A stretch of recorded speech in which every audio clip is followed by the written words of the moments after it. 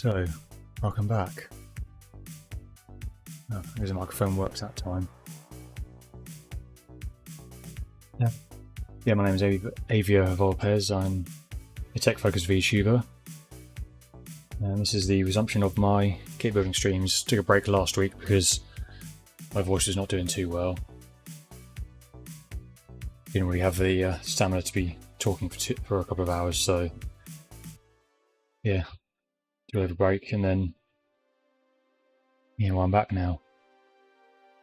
So last time, a lot more work on a little bit more work on the interior. I got the flight deck, basic flight controls put in place, and also pre-painted the panel. The next step is now to get the first decal, although I think I'm going to paint this a bit more, because the underside is not really painted much. We're going to be the first step, and then it'll be the first decal to take off and then stick down. So get the paint open.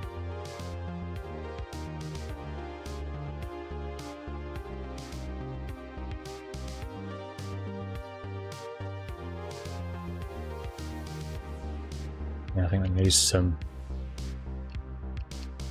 remixing.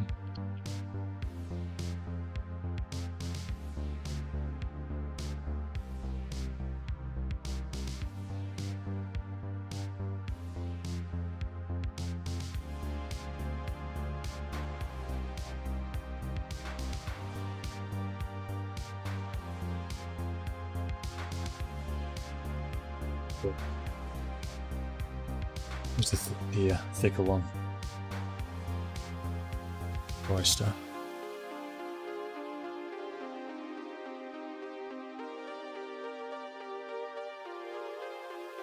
Yeah, the other side of the panel is all looking that's pretty thoroughly painted and coated, and we have the paint job on that. There's this side that needs a bit of touch up on this one, and then needs to be all painted on this one just to be safe.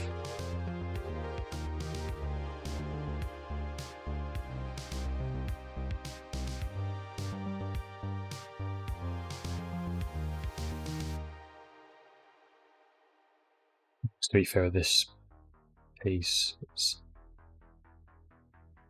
the decal is going to be covering most of it anyway, and the rest is going to be glued onto this one, so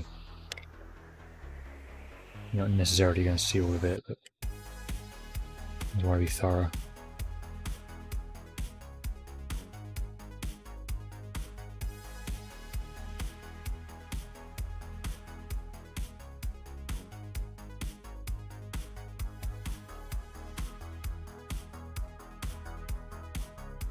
With this piece done, that should hopefully be the interior all done now, so we can get to work on the exterior, which still has a lot of details to do, so there's going to be still a lot to get done on it. It should start looking more like a helicopter soon.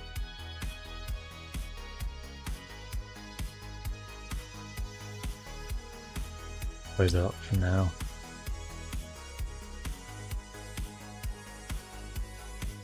Yeah, the next step after this, we're going to be starting on the fuselage.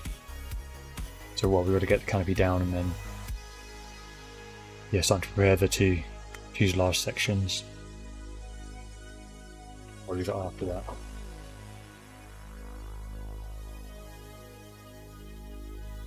Kind of more so bit of top together.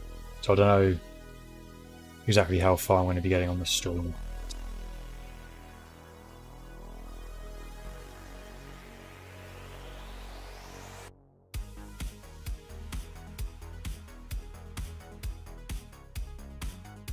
Yeah, because the next page is a couple of big sections. We should be able to make a lot of good progress today. Do what I'm waiting for this to dry now then. Let's actually cut this off.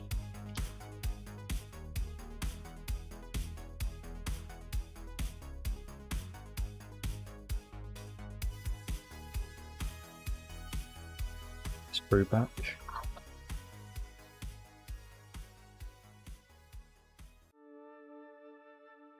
Goes into here basically. Before I do that, you know, I'm going to glue first and then decal after. I don't want to risk messing up the decal with gluey fingers, or you know, risk using letting the glue ruin the decal.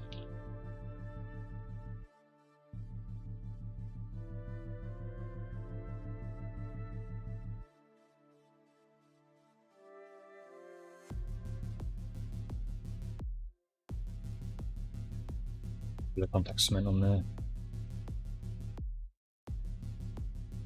Already got paint on my fingers. It's where it hasn't fully dried yet.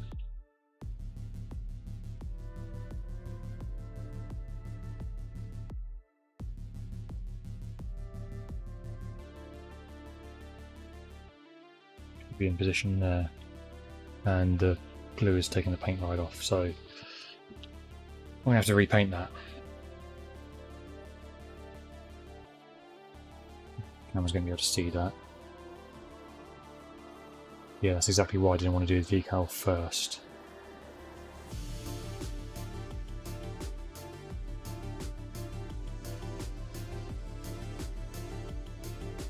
Otherwise I can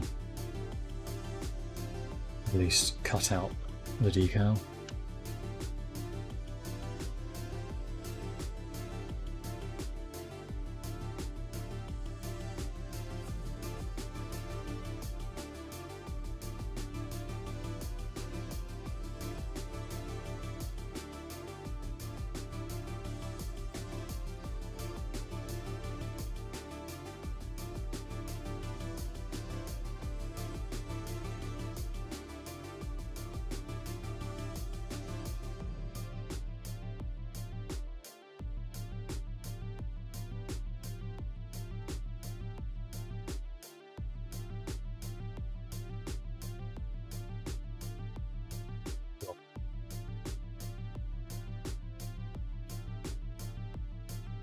And do actually just get one of my pipettes prepared.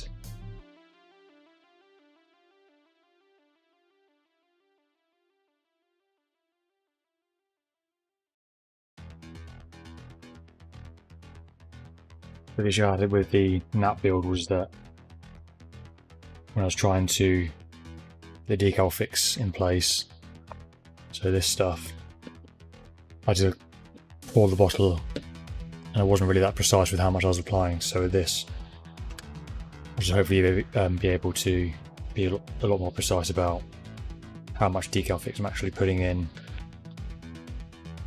I think this one will be the tray that I'll be using.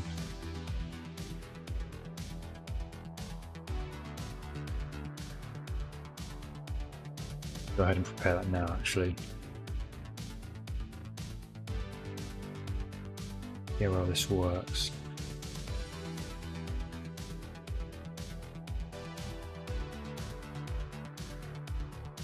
On a thin layer really.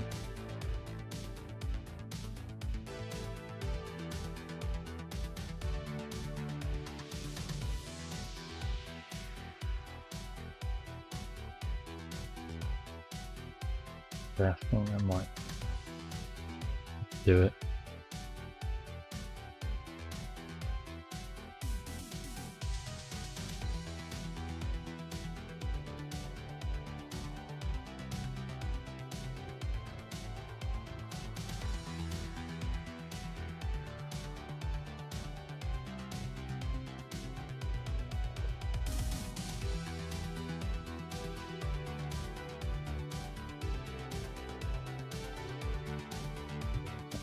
Got firmer on, so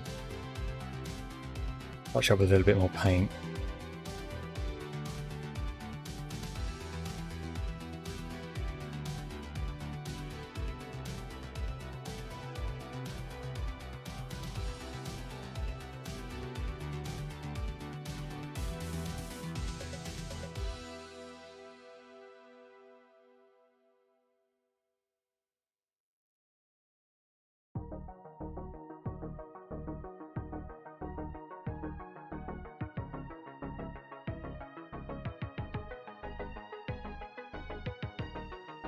dry before I can put the decal on.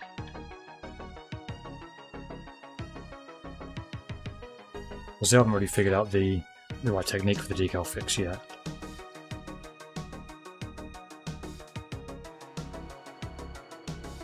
Last time I did have a few issues with it.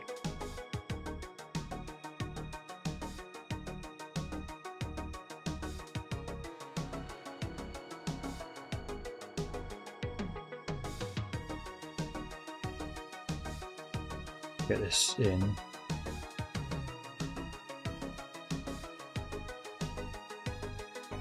I'm supposed to let the paper soak with the decal fix first.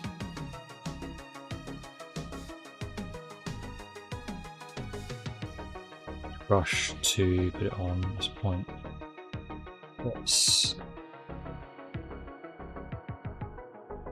I've got these two, so I've got two clean brushes, another wide one and a thin one. Let's see which one works best.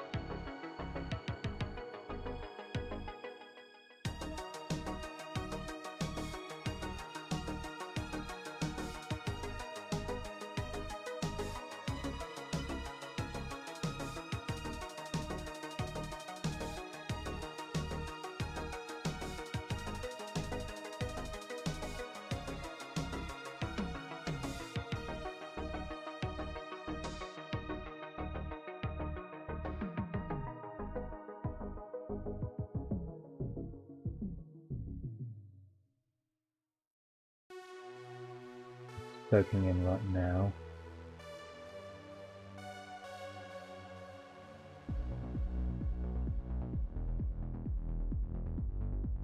Pretty dry already, actually. We'll get the decal straight on.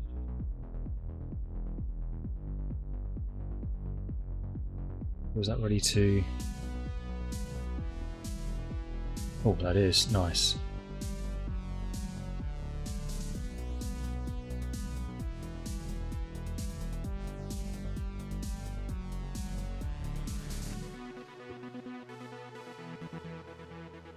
I have to wedge that on there, I think.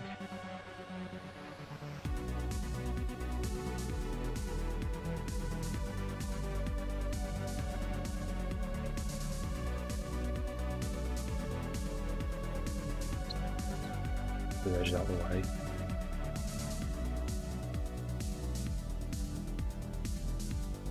Carefully. The other brush.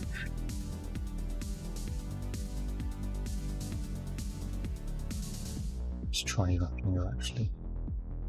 A bit more purchase.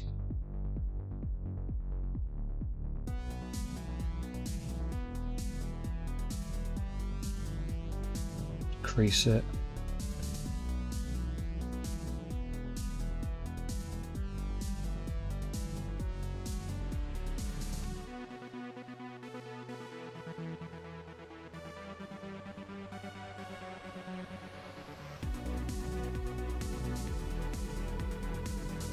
Have a bit more.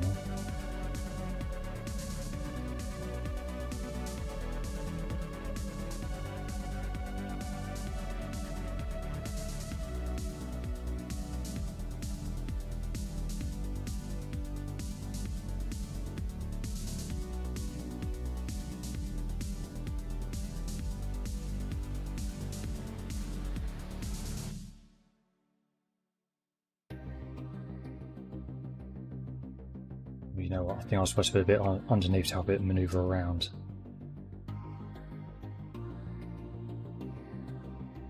That said, I think that's looking actually really good. Don't know how well the camera's going to pick that up.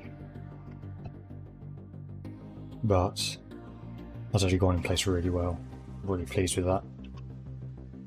So, moving around, I've got to put it in place next. Going back to the cocktail stick method.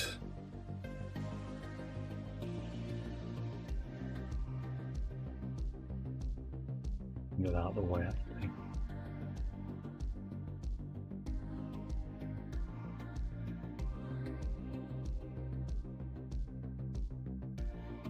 Yeah, that's basically going to go in there.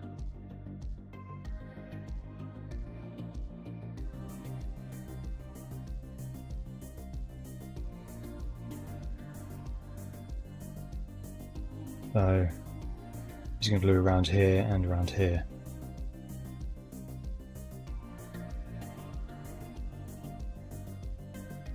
And the edges where you meet.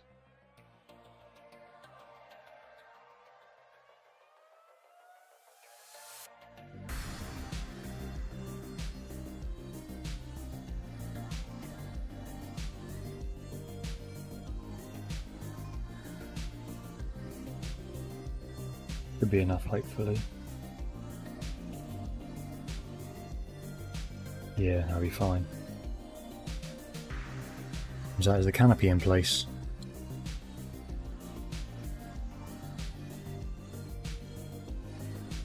That's basically the interior done for now. So, time to start on the fuselage.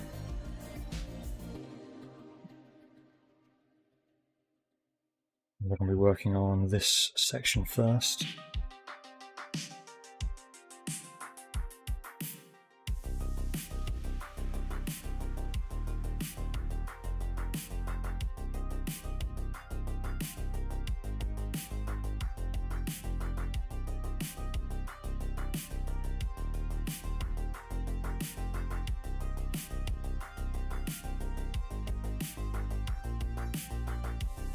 Those are all coming loose. There we go. They're back in place. So, do the front section here in black, and the rest of it is going to be 64, which is grey, which is what we did the rest of the interior in. And I've got a couple of holes to drill out. So I guess let's do the holes first. 0.8mm, what have I got fitted?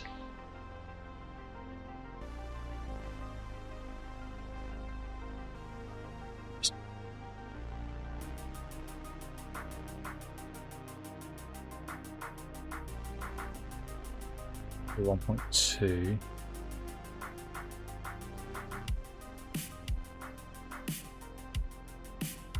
This is a 0.8mm drill.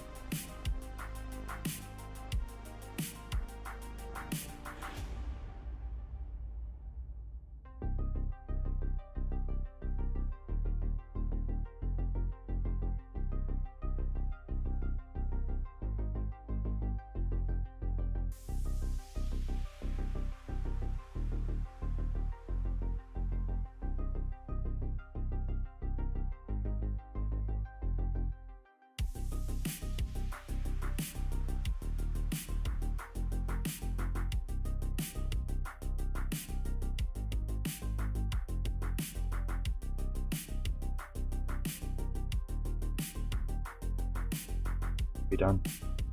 So I'll drill a hole in here.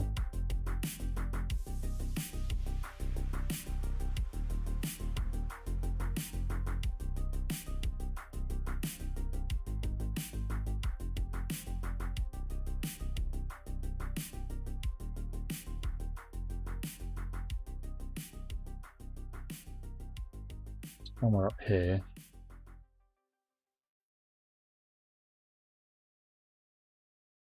The two in there, and both of them.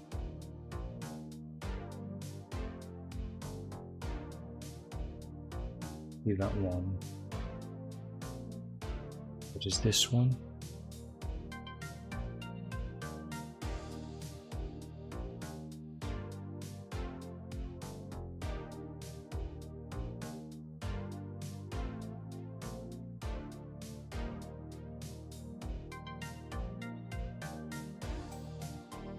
So it's definitely these two. Let's get these done.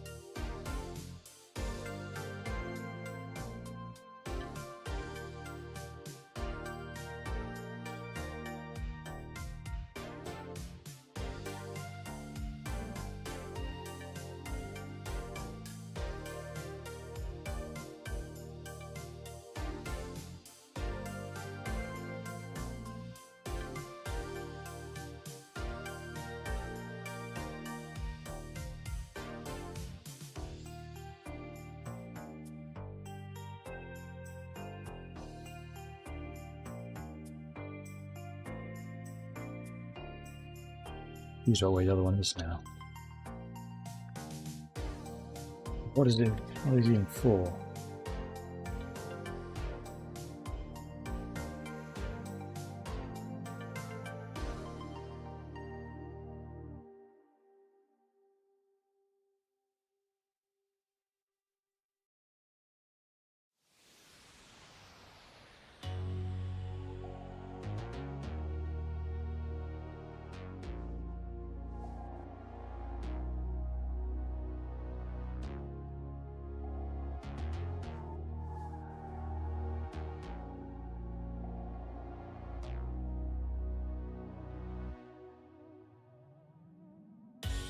Okay, so it looks like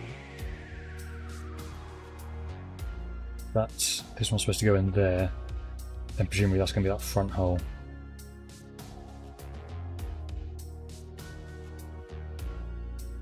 I'm going off that.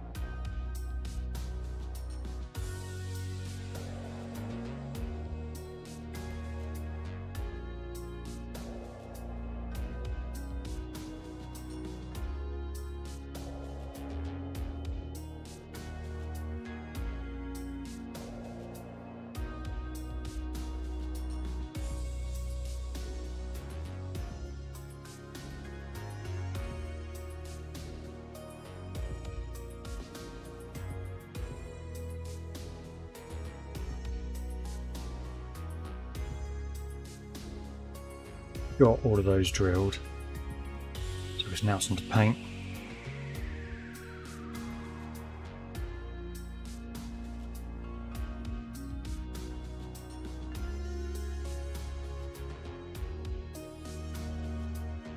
Right there, forward.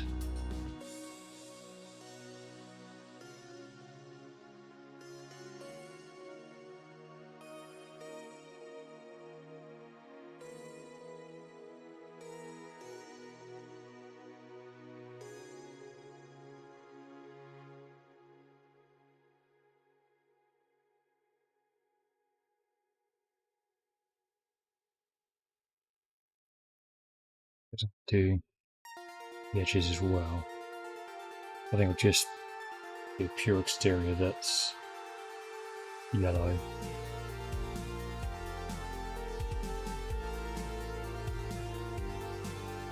So it probably shouldn't matter because once I fit onto here, like a door in here and then canopy on here.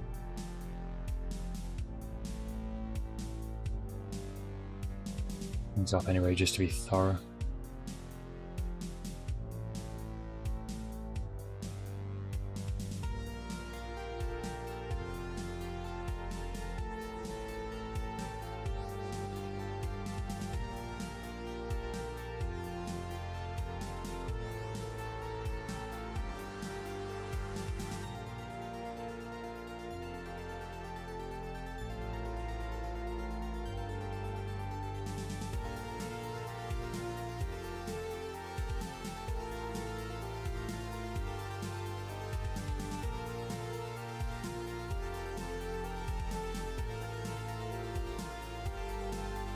Gonna want another mix.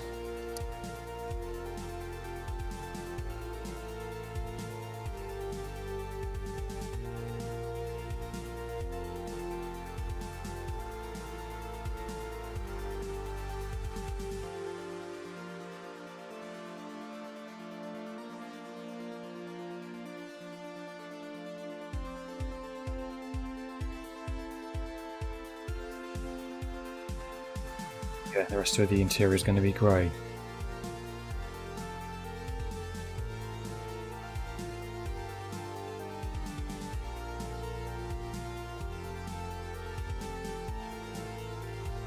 Probably doesn't matter about this top part because this is all going to be covered up anyway.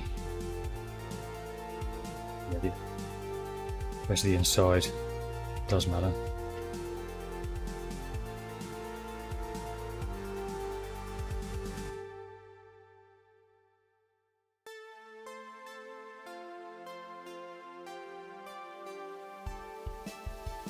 A little bit there.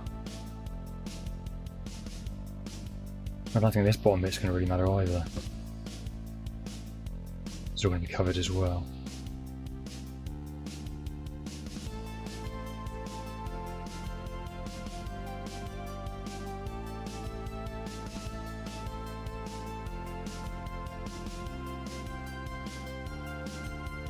Quite low on this grey now, which is a problem because I think the other bottle was a bit dried out.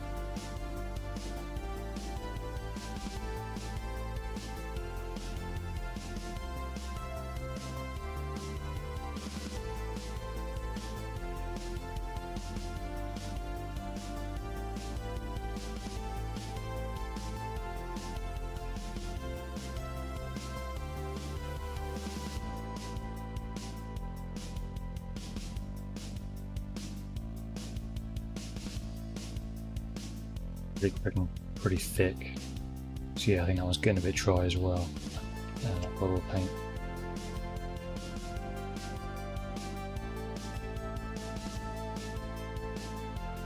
Yeah, I think I'm going to leave it there for the paint then. Since it does not appear I need anything else.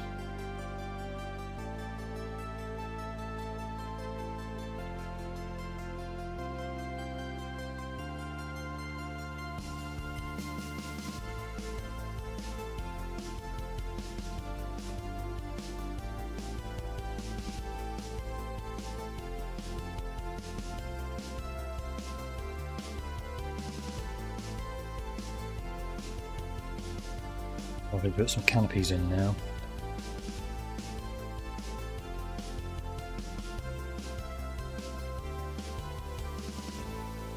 We don't want to at this point because I want to paint the exterior first. I don't want to put panels in and then paint.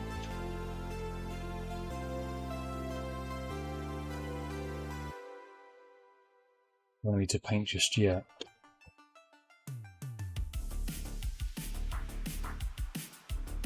Where is it?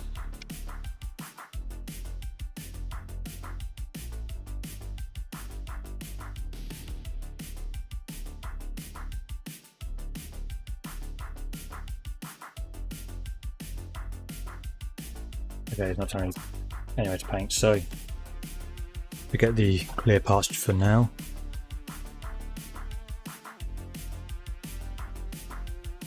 Get painting underway, and just because I don't know how good those pots are going to be, I'm going to bring out the army paint to paint.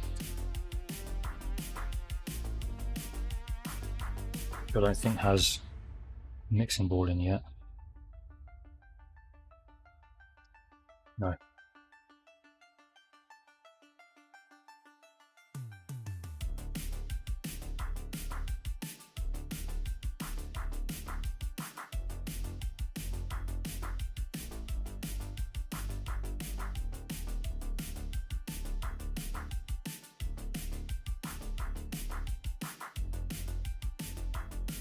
Yeah, so I really need to get a mixing ball in there.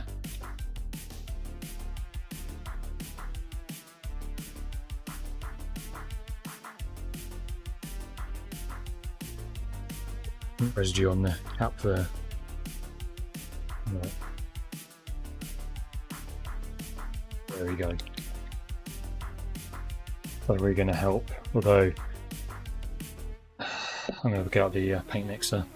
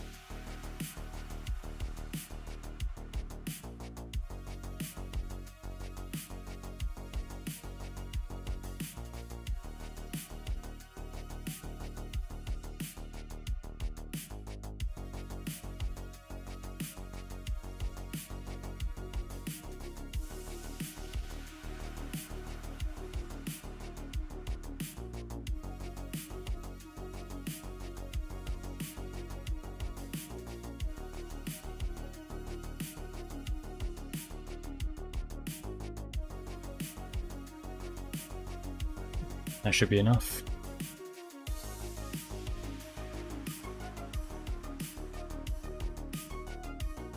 Give it a thorough mixing in the paint mixer.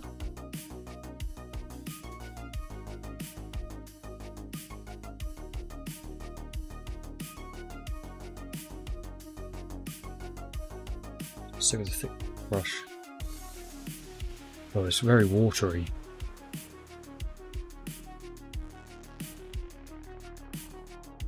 It's going on very watery.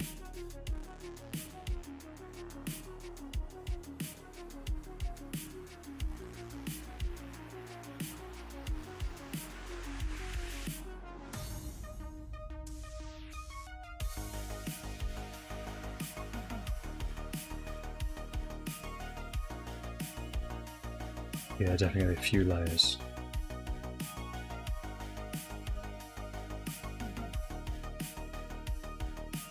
I'll leave the tail section for now, because I've got something dry to grab onto and hold it in place.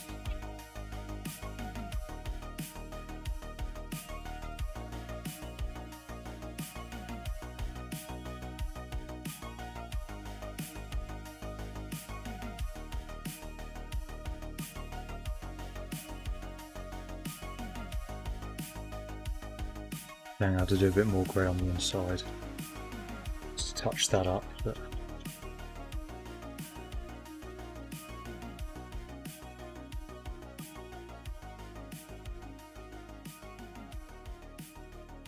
even if it is a bit watery and a bit light, we'll just start on this side as well.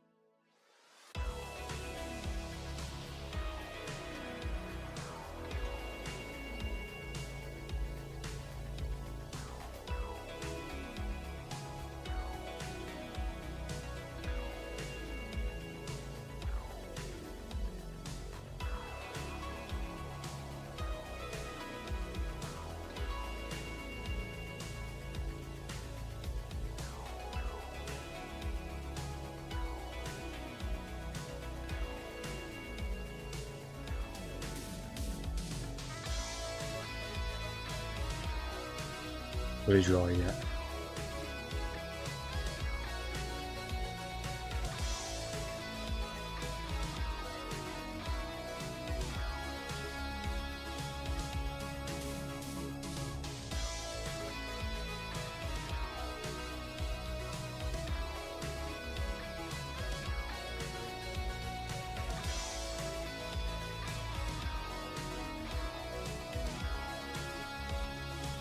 I'll give it a bit more of a mix.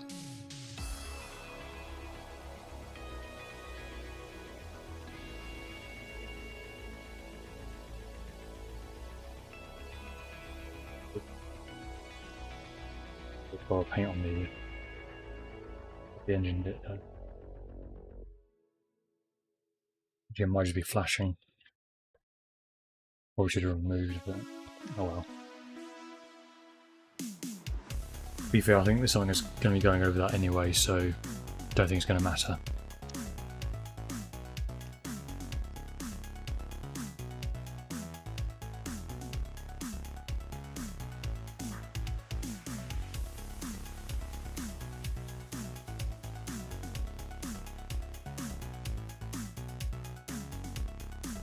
The mixes have a lot more, or a bit more out. It's still looking quite watery, to be honest.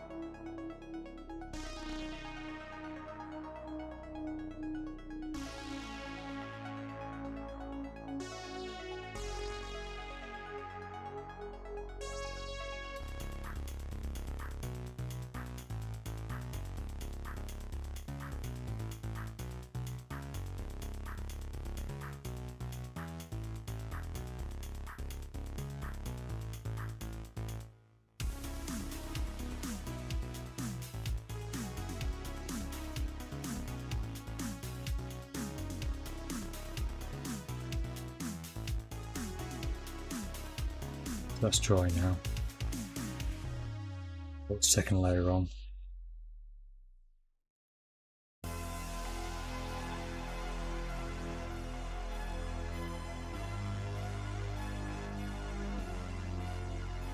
Going to be quite a few layers though.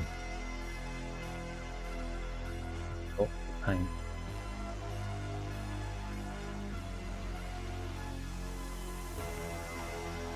One of the things I'm finding with these army painter paints is that they're a bit of a mixed bag. Some of them are out fine, others like this come out really watery. I don't know why. Yeah, it's not the first of the army painter paints that I've got that has been very watery.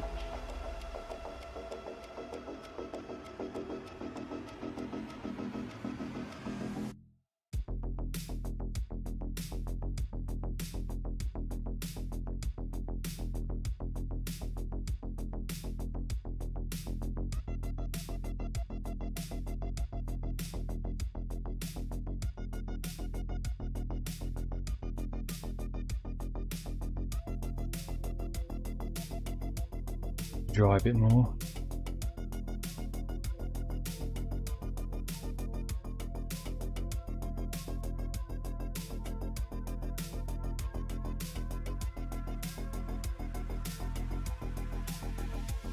Get a new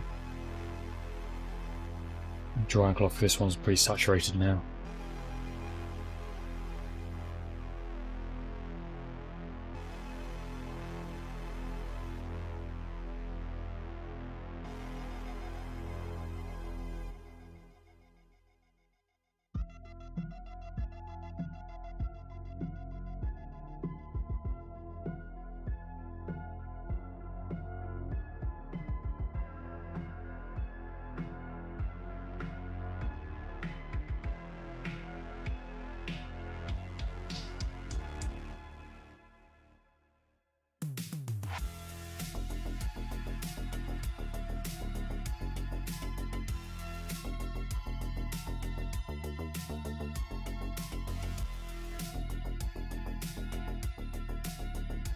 Right, so now I've got to wait for this to dry. I figure this would be a great time to start talking about the Royal International Air Tattoo, which I attended on Saturday.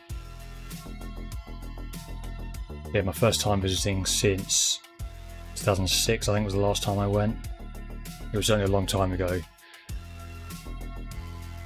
And yeah, I went on the Saturday, so missed out on the worst of the rain that happened on Friday, but still got quite a lot of it on the Saturday. It was probably just after lunch. We had to take shelter in the flying scholarships for the disabled tent, just to try and get out of the really heavy downpour. And I think quite a few people left after that as well. But I was with my family there. We persevered. And yeah, it was a really good day. It actually did dry up pretty well throughout the afternoon. A couple of small showers here and there, but otherwise it was fine. Yeah, there's a lot of good stuff on display there. It's really weird actually seeing all the latest RAF stuff, because you know, back when I was in the Air Cadets, pretty much the entire fleet that I was taught about, like including the Sea Kings, that were in service back then, you know, they've all been replaced now. I think Eurofighter was just coming in at that point. You've still got the Hawk.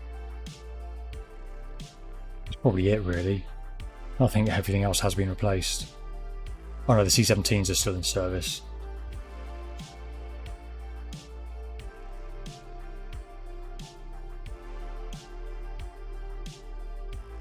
Yeah, I got to get up close with quite a few of the aircraft. Obviously, they were roped off, so you couldn't go right up to them. Yeah, it's very nice to see a lot of this. Yeah, get to see them up close, and they were allowing people to go up throughout the day as well. But when we got to the B-52 in the US Air Force section, they just opened it up for people to go and actually view. So we managed to go in and actually view the bomb bay, because you could go under the wing, and then you queue up to then look through the bomb bay and just look right up it. So that's really interesting. I was surprised at how narrow the fuselage of the P-52 is compared to its wingspan. I mean, it still could take a lot of a payload. I think there's only like 400 bombs on it or something, which is, yeah, very heavy bomber.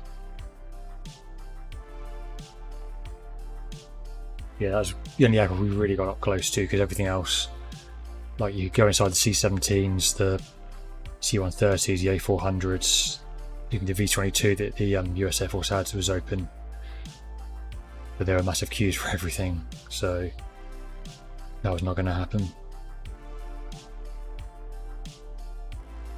Yeah, I got to watch this flying display. The Spanish Air Force display team opened up, and then yeah, you had a mix of other display teams like the Red Arrows, Saudi team, and the UAE team, and then of course displays from various aircraft from various air forces. Unfortunately, the Me-262 was cancelled for the flying display on the Saturday because of the wind. It was very, very windy that day. Yeah, I got to see it up close though. It, as we were watching, which display it was either the Spanish Air Force or it might have been when the Finnish F-18 was up. We were lucky that we were down the end where the Me-262 was static. I think it had been parked on the far side of the airfield, ready for it to do its display, but then was going to. They cancelled it early on, so they just taxied it over to the static area to put it on display for the rest of the day. And we saw it as it was taxiing around, and everyone made a beeline for it. It was pretty clear that was the star attraction, and I understand completely. That was. I mean, it's the only one flying. It's only a replica. There's no originals left, apart from maybe your one or two in a museum. And so yeah, it's definitely something special to see, and I cannot wait to see it flying.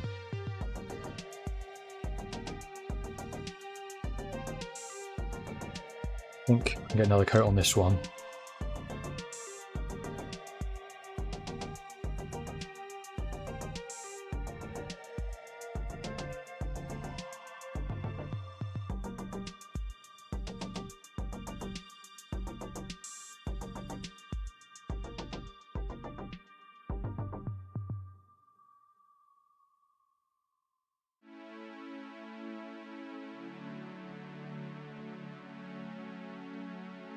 Yeah, so also at RIAT actually.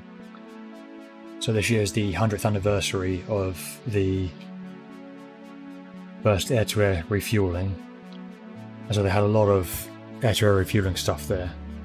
Several KC-135s, a few European A330 MRTTs, which you could also go in actually, but that was, again, was massive queues.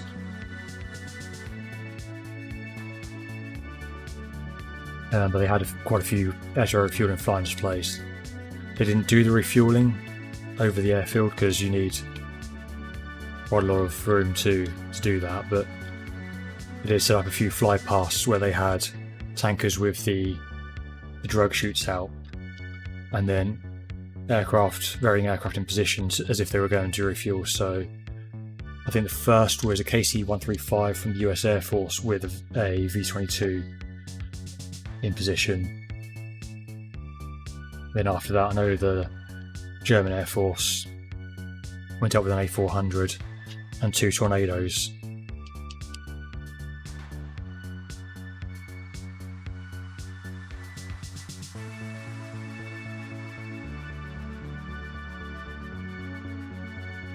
And actually they had something interesting that I haven't seen before, didn't realise they could do. After the passes with the A400 and the Tornadoes, the 2 Tornadoes did a pass, with one of them having to shoot out to refuel the other. Yeah, that was a pretty cool thing to see. Again, I didn't know that the Tornadoes could even do that.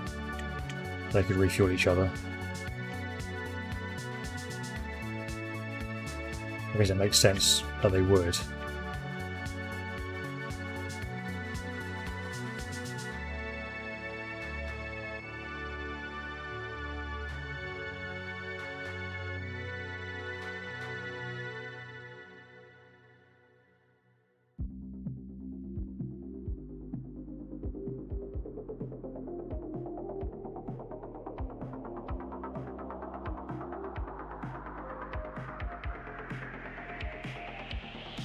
the display actually that was good to see was they had a Spanish Air Force Harrier flying with a...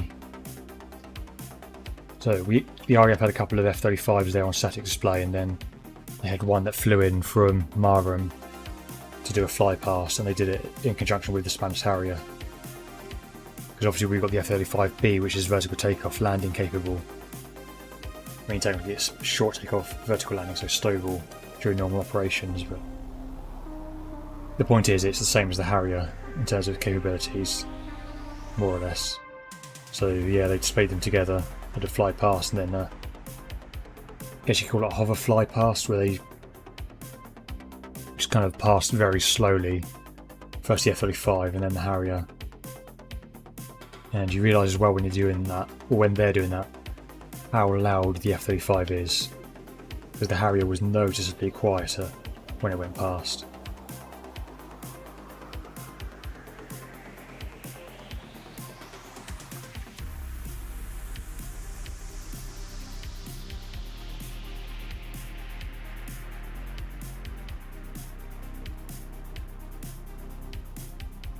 In terms of helicopters there, I suppose if we talk about that since I'm building a helicopter.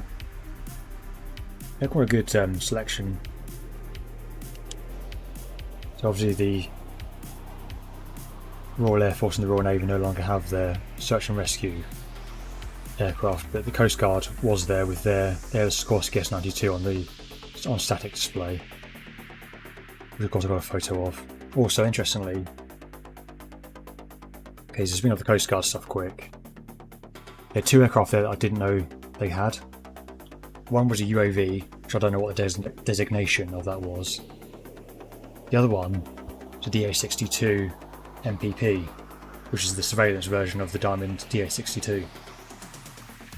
Again, I didn't know they had that. I know they had the King Airs, because they use those for monitoring the shipping, and I've been watching the Coast Guard TV series on Channel 5, really enjoying that. That's a really good programme, that well worth a watch, because they,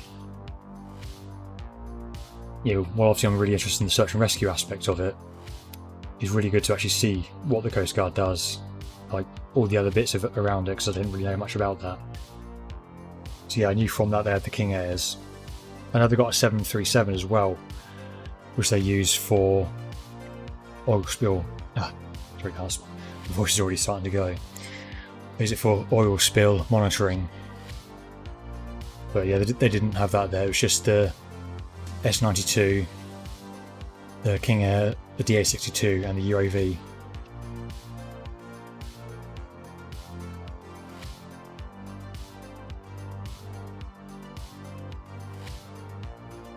Yeah, that was very interesting to see. I didn't get a chance to speak to anyone there because there was a big crowd around them. And yeah, we were moving on quite fast, but yeah, it's at least good to see them represented there. In terms of other helicopters, I always forget about the NH90, but there's quite a few there. The German Air Force had one flying, and the Dutch Air Force had one on static display. I got a couple of free posters and stickers from them, because they were just handing them out at the stand they had set up there.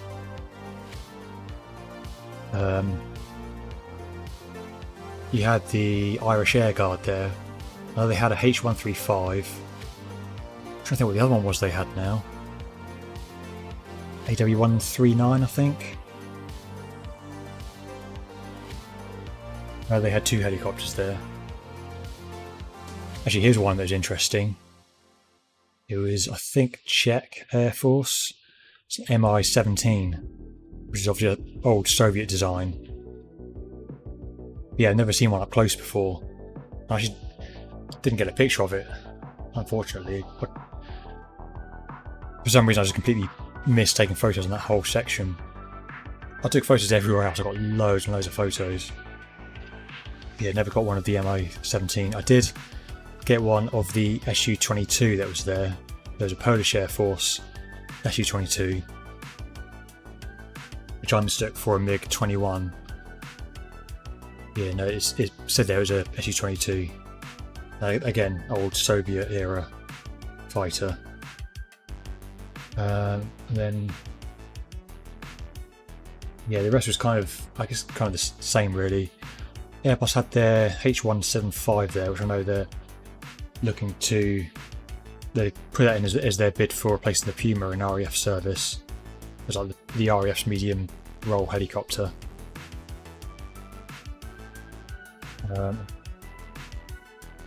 Yeah, just more stuff from Leonardo and Airbus. There was an Apache there, Mangusta in flight display. Yeah, a couple of NH90s. Actually, I did see a Dauphin, which is didn't realise was Bristow operates for the Royal Navy. Yeah, saw that on static display, and then also the Empire Test Pilot School A109 was there as well. So it's kind of a good variety of helicopters, but not as much as the fixed wing stuff. The fixed wing had a lot, partly because the Italian Air Force was out in force because it's their 100th anniversary, so they had a lot there. And then yeah, US Air Force had a lot. Obviously the British Armed Forces put up a good showing, all three services that have aircraft, so the Royal Marines don't fly anything, but Army, Navy and Air Force all do. They all had stuff out. Yeah, there's a lot to see. And I can see now why the actual show is open for 12 hours. It opens at 7:30 in the morning and closes at 7:30 at night. The flying display is only 10 till 5. The actual static stuff is open for 12 hours. And yeah, you do need all day to go and see it all, especially if you want to watch some of the flying display as well. So yeah, hoping to go again next year, although it's going to be interesting to see what happens because the Farnborough Air Show is going to be the week after.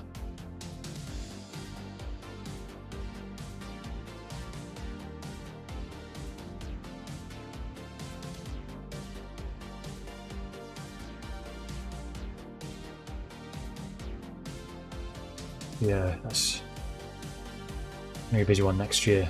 I'm doing potentially Fairfield on the Saturday, and then usually my dad goes to Farnborough on the Monday, so that would be the day that I'd be going. Yeah, I have to wait and see. It's also depends on what my parents are doing on holiday, because last year they actually went on holiday the week before Farnborough, so they wouldn't have been back in time for Fairfield. Probably wash that off.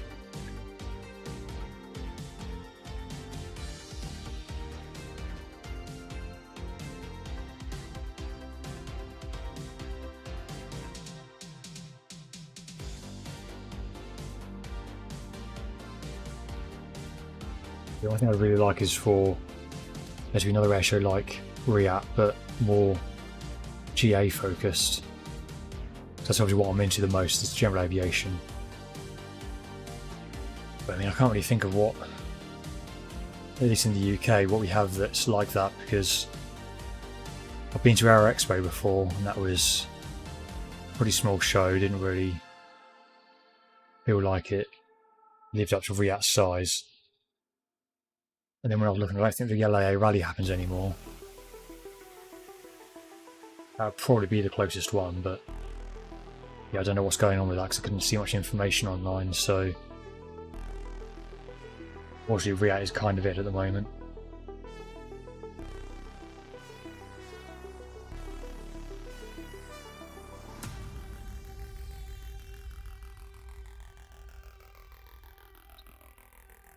Tom.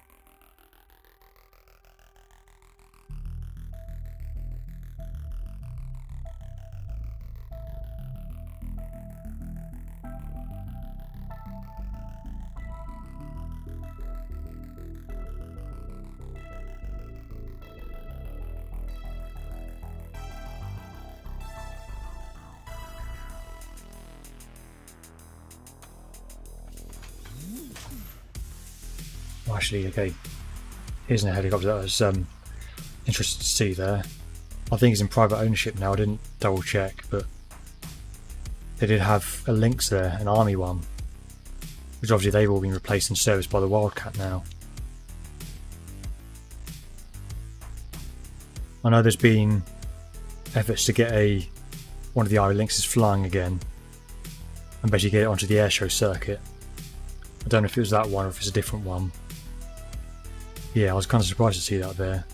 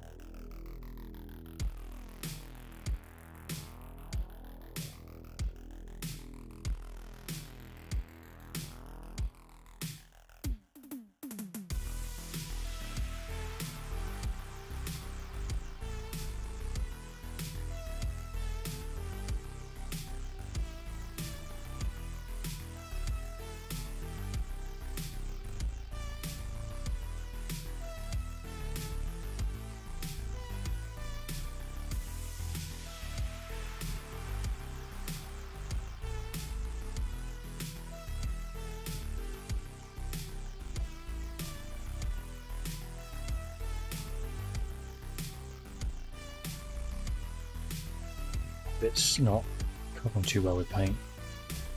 A bit weird.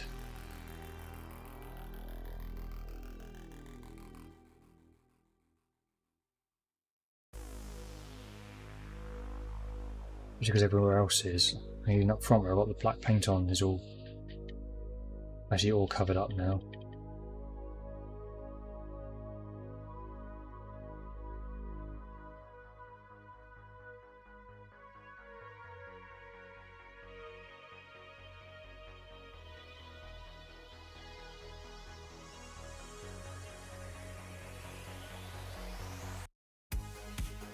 A bit.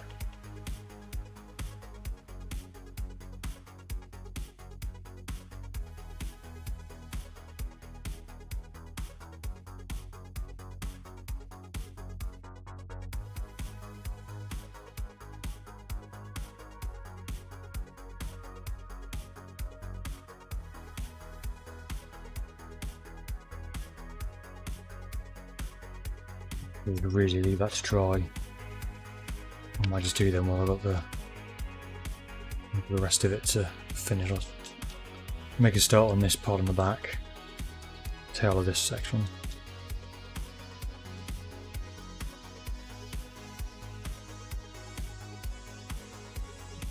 As well where I've not been painting as thickly.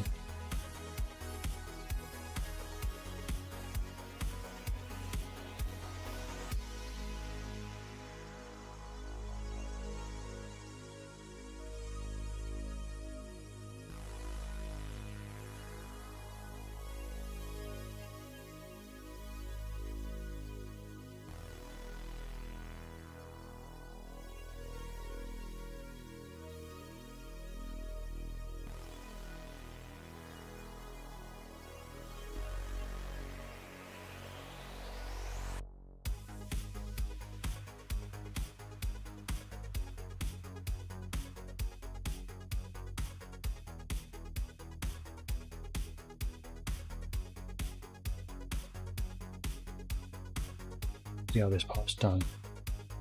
Yep, that's on there.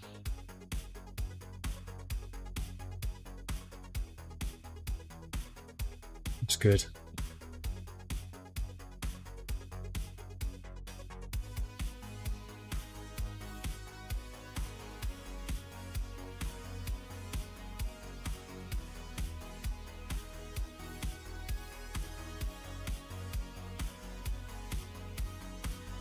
Potentially just start getting more parts prepped. For instance, I've got this part to paint. I don't know about what I'm supposed to do with these.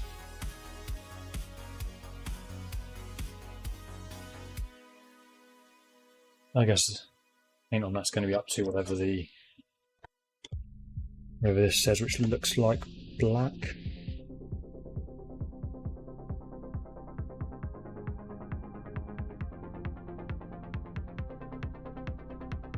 Yeah, I think it's going to be, this part's going to be black.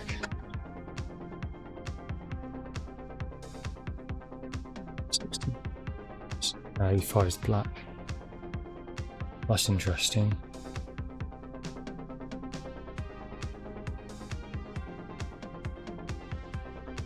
Oh, 69, that's yellow. Okay. So, is that G? Yep. So this bit here needs to be yellow as well. Yeah, that one started.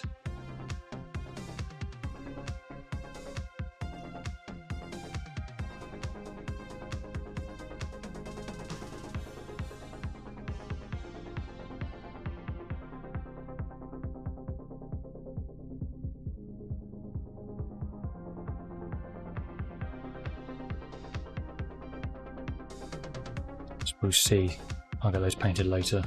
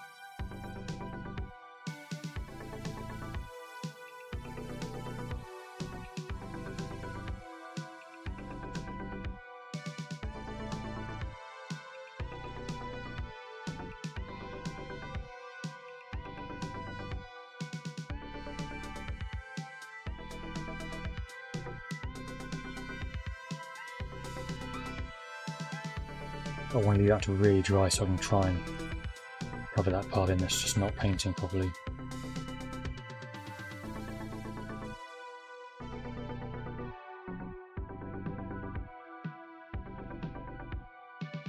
Dry first.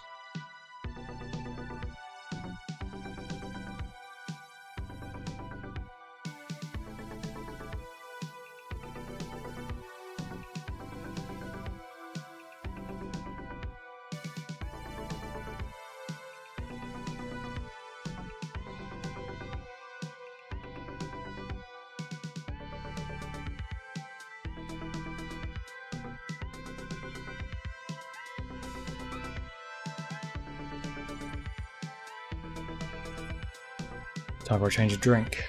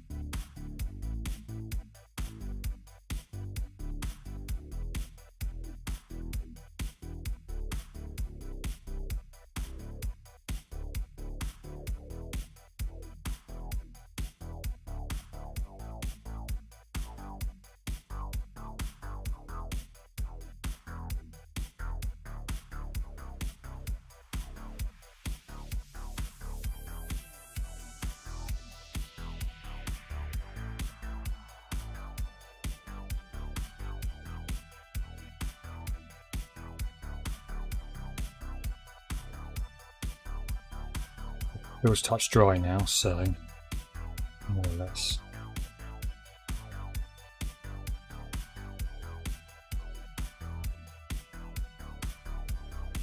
To dry. I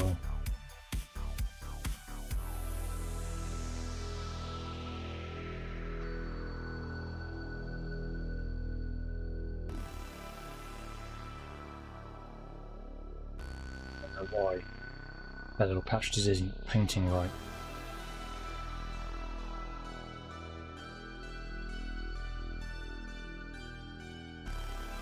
Presuming there must be like some sort of release agent on the moulding or something that's still on it.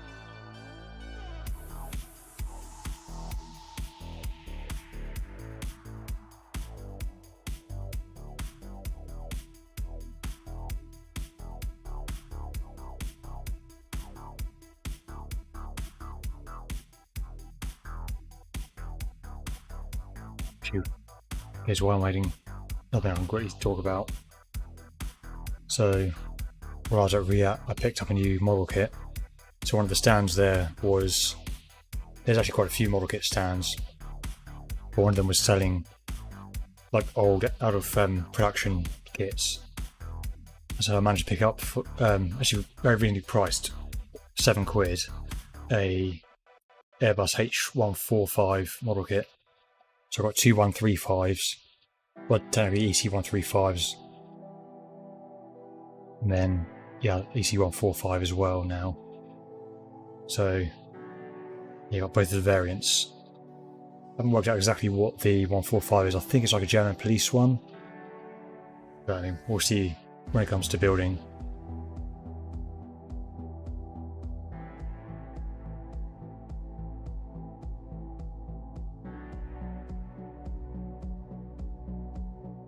Yeah, other than that, I didn't really see any other kits that I was interested in. Did see actually, I didn't go in there in the end, but another one of the model kit stands was from a company called Kinetic Model Kits. I don't know if they're a new player on the market or what, I've never really heard of them before. But they seem to have a bit of a good selection there, from what I can see anyway, although there seems to be slightly larger kits, so I don't know if they're trying to focus on like the larger high detailed 148 scale kits.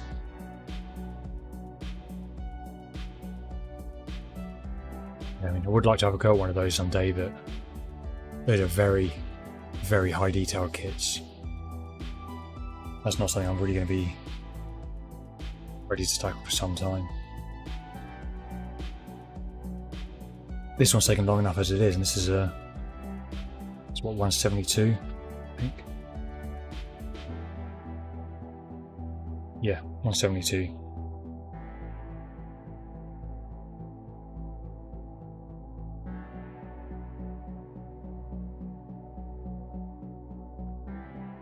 Yeah, someday. Actually, I would really like to have a go at one of the Rebel Technic kits. They got a Iron Maiden themed Spitfire one, based around the Aces High song that they do, which is obviously about the Battle of Britain and the Aces there. What's really cool about the Rebel Technic kits is that they incorporate motors and lights and everything, so you kind of get like a mini diorama that actually lights up and has spinning propeller blades and that. So that'd be really cool to build, but they are also very expensive.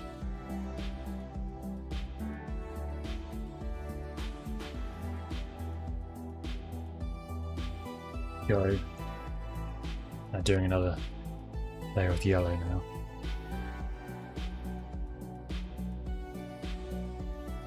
Brush that on and just leave it on, I'm not going to go over it again. Get a solid layer on there.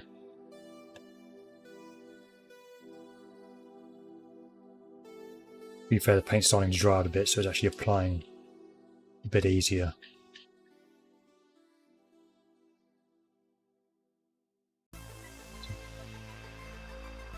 As watery as it was.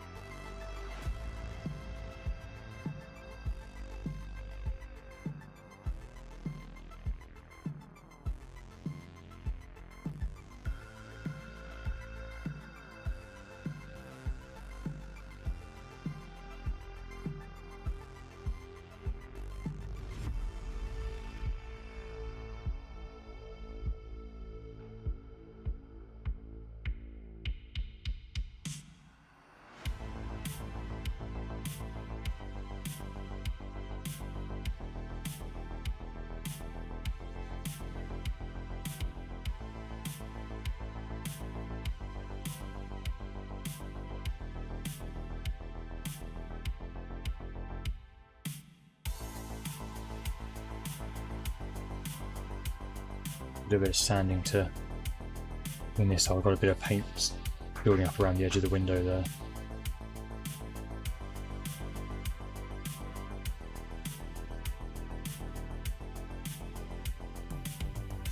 Leave that to dry. Let's get another coat on this one.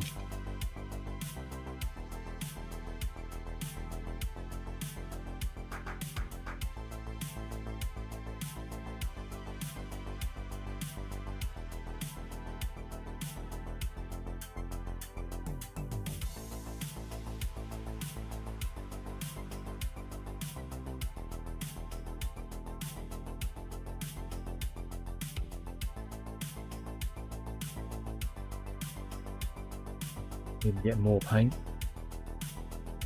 Also, I'm going to be using up that yellow paint by the end of this.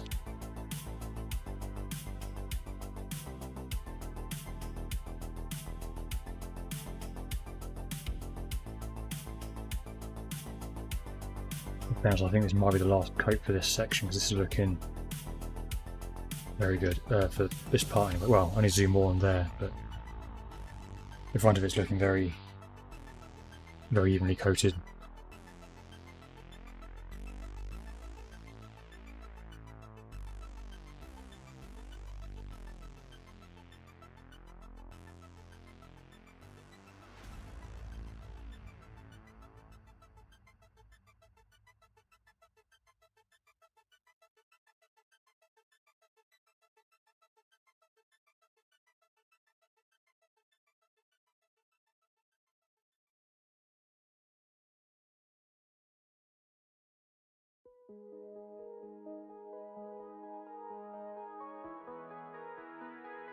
If I've had an airbrush, this might be a bit easier.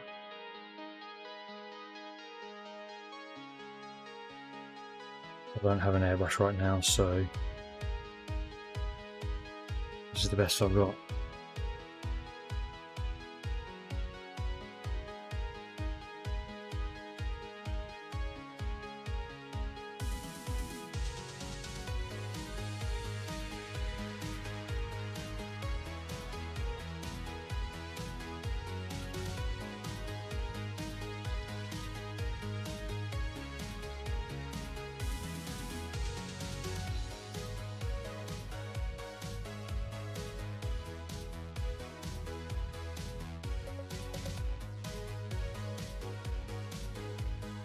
I'll stick down on that bit for some reason.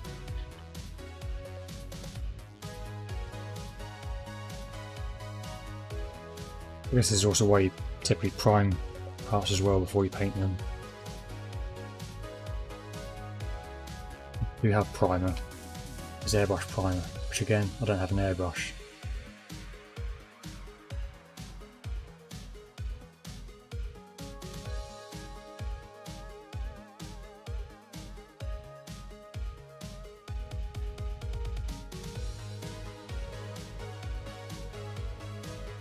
Going to be a case of having to just leave this over the next week to really dry, or then try and get more on.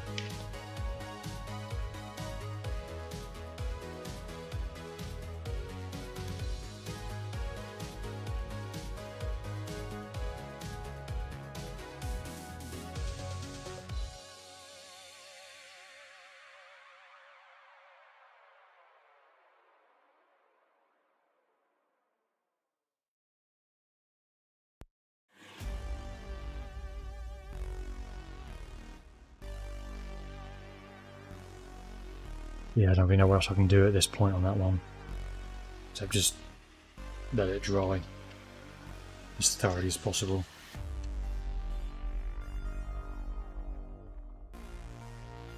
I guess means wait.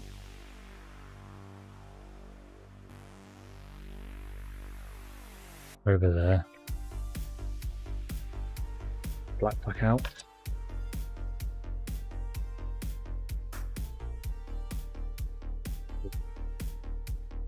Spruce C. Is this C? B.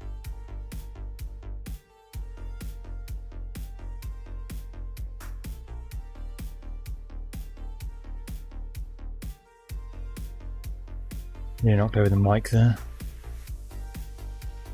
I knocked off something, one of the clear parts. Everything's falling over now.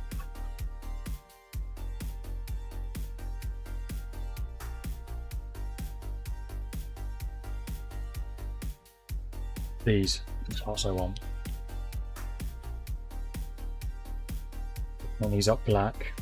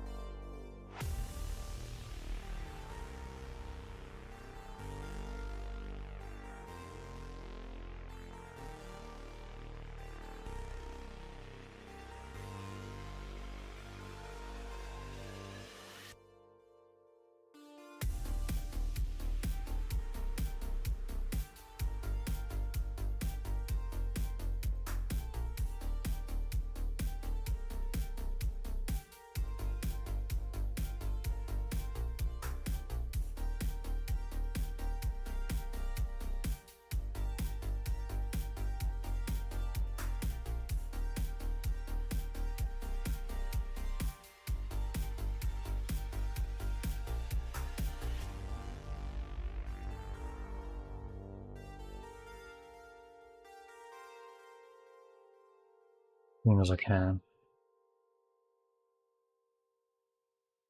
It's time for some more water, I think, because that's getting very dirty.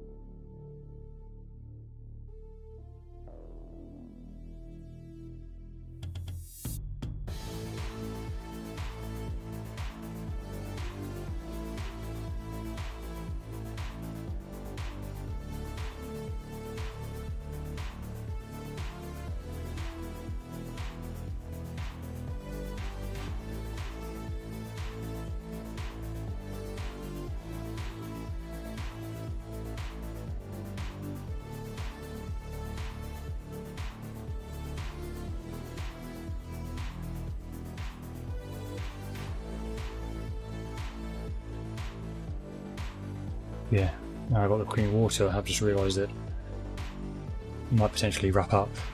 Short way on. It's my vtuber model. Right, hold that thought.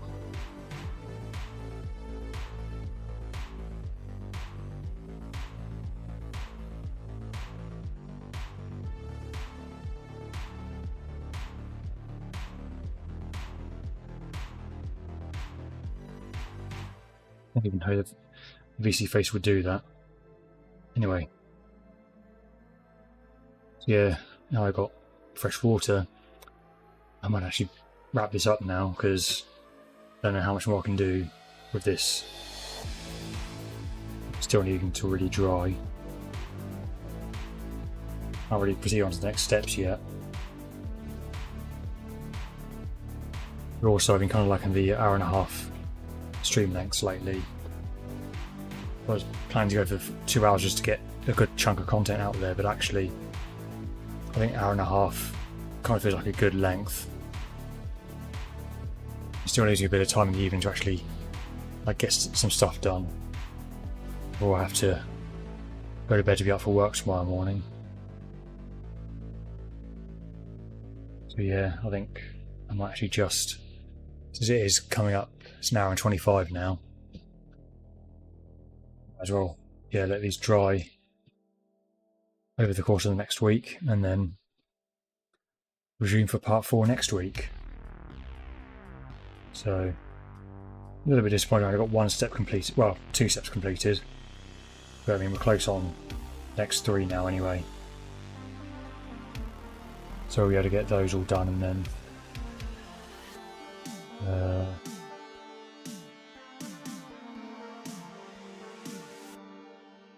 probably get to that pretty quickly, 25. Depends really on how long I need to do more coats to paint.